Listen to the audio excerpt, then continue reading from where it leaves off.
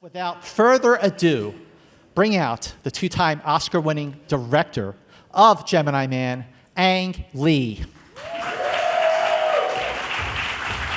Please welcome Jerry Bruckheimer.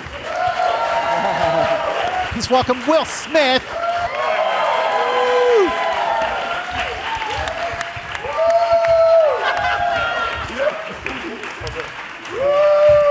Now we know the gig is up. Ladies and gentlemen, please bring out Will's co-star Clive Owen. Woo! Yeah! Yeah! Visual effects supervisor Bill Westenhofer. Woo! Yeah! Yeah! Woo! Westenhofer! Last but certainly not least, please welcome Weta visual effects supervisor Guy Williams.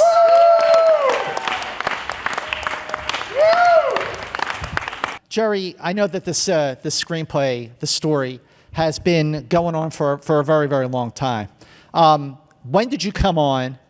What made you fall in love with the story? And what was sort of the story at that time, and how did it evolve to what we have now seen? Well, it's been at least 10 years that we've been working on this, and the issue was that technology hadn't caught up with the creativity of the writer. So we had to wait for these gentlemen over here in Ang Lee to figure out how to get this movie made. We did some unsuccessful versions of this in testing, and it looked pretty awful. So we kind of put it on the shelf until Ang said, I have a whole new way of doing this. And he said, I'm going to create something really special. And he certainly did. Actually, the first person to talk to me was David Ellison in his office at Skydance. As soon as I hear a clone, a younger version, I just feel I'm old enough to deal with this stuff. Like looking back, what am I? When you see a clone and we're just a piece of jeans, why do we exist? All this philosophical stuff hit me first. Then what kind of fun we're gonna have. And I know we're getting into a digital world and how we create it, and I've experienced the Hulk 20 years ago, and not too long ago, I experienced the tiger in Life of Pi. In my head, this is within reach, but I know it's with human face. You're playing with fire. It's pretty. You're in a God's realm. Like, it's pretty scary, but at the same time, it's pretty exciting. So I signed on. The first time we talked is, I said, I want to do it, but I want to have a new approach, and I want to try a different media. So I invited Jerry and the whole Skydance people into my New York editing room to see a reel of Billy Lynn's long halftime work. I said, this is the media I want to do. I want to approach in a digital way with Junior. And then they fell for it. So that's how we started.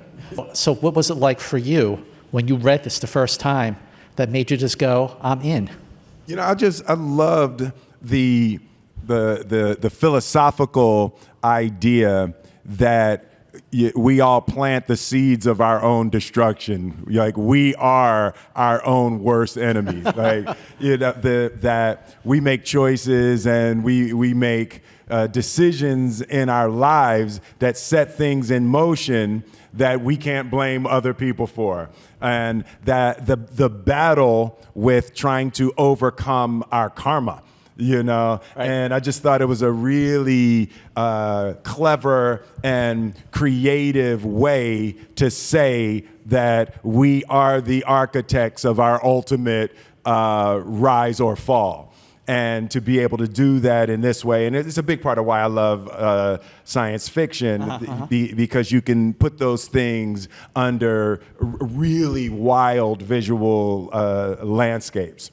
You know, what did you see as like the challenges with making this movie that were different from the other films that you've made? I think it's like a brilliant coming together of something that's, you know, hugely. It's full of action. It's a great premise. It feels like a huge movie, but it's also, you know, it's about characters and it's about drama and it's very intimate and personal. And I think that Mr. Ang Lee is the ultimate director for a movie like this because he's on top of all the technology, he's on top of what huge drama is, but he's also incredibly artistic and specific and detailed. So, I think, I was just hugely excited the minute I got sent the script, yeah. When Aang first came to me and we talked about how we were going to do this, we did look at what had been done in the past and where the technology was. There had been some pretty close attempts in Rogue One and Blade Runner the year before, and we thought that things had matured, and it was kind of very similar to what he'd done. I worked with him on Life of Pi, and he came to me and said, can we do for a human what we did for the tiger? So we looked and said, technology is close enough that if we put the same determination into it, we felt confident that we could do that. And honestly, if something doesn't scare me a little bit, it's not really worth doing. So there was some fear involved, but we did feel confident that the technology was close enough that with a raw determination, with the incredible skill and talent of the people at Weta, that we could do this.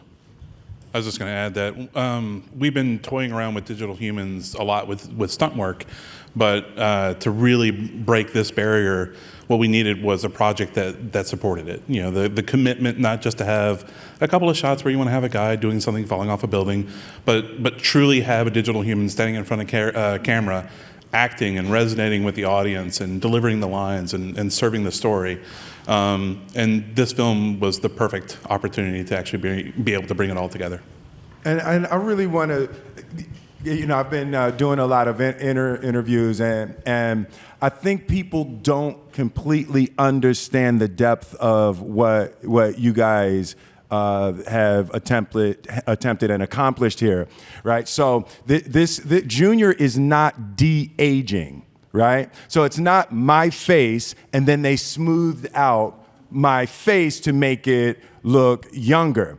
It's a 100% digital human, in the same way that the tiger in the Life of Pi, they used a real tiger to understand the movement, but in the movie, when you're seeing the tiger, you're seeing 100% digital recreation of a tiger. This is not me de-aged. It's a 100% digital interpretation of me. It's a digital character. It's the first digital human, right? So it is actually a spectacular thing to be able to make people feel emotion in that way, capturing the youthful eyes. That's the thing for me that was so amazing. It was the hardest part that me and Aang were talking about. It's like you can't fake innocence, right? So it's like, I was doing an interview the other day, and I was trying to explain, and it's like, as a young actor, it's easier to play older, but older, it's difficult to impossible to play younger. Once you know some stuff, it's in your eyes, right? Like, it's in your cells once you know some stuff. So to try to have eyes that unknow, like sex, like once you've had sex, you walk different. It's in your back, So their job in the creating of a digital human was to be able to sell that innocence and that youth, and to be able to sell a digital human in that way. And I think you guys have done spectacular work. I want to say that Will's being very humble in this one aspect, because despite all that, there is no magic button that we could push to say make him look young. He had to ingest that and be himself at 23. Yeah. We could put the look and make sure he looked like his 23-year-old self, but the performance and the innocence had to come from him. So that was. But I want to ask. Okay, so this technology to do that. Okay, but the trick here is that it has to be invisible. Right. Right? You can't look at it and go, that's a great special effect. Right. You have to go, that's Will Smith. Right. Absolutely. Okay. So how did you make sure that you always made that element invisible? I have this whole plan of first we see him with sunglasses in bright sunlight, but he seems to see a ghost. It was an action sequence, very exciting. So hopefully you accept that existence. Then I have a shot of an intimate moment. You get into the world being a real person. And then we move on. But then the trailer seems to give everything away in 1 minute. That got me really, really nervous. I think everything we talk about, actually, that was the easier part. The people call it technology. It's really an artistic endeavor. We work with everybody's imagination, collective self-consciousness. So that's the real enemy, a challenge. The science these guys did was mind-boggling. When they showed me what age does that, what every emotion, they can talk it better that way. It's just mind-boggling to study into the science of aging and our structure and how our emotion connect with every tissue in our body. It's just mind-boggling. But that's like, I would say 10% of the work. When everything is absolutely right, believable, it's not really believable because it's too correct. Just to mess it up, so we think that's the movie he used to play, but it's a different person in this media, in that situation. That was a lot of scratching head and very expensive process to try it again and again with a huge data keep running. I think that's just play along people's belief, as you said. There's no law to it. You change an angle, you change some lighting, change your scene. Like the Life of Pi, that tiger. And then I remember it's one day in the 9th month to post, like, we got it. From now on, we know that tiger.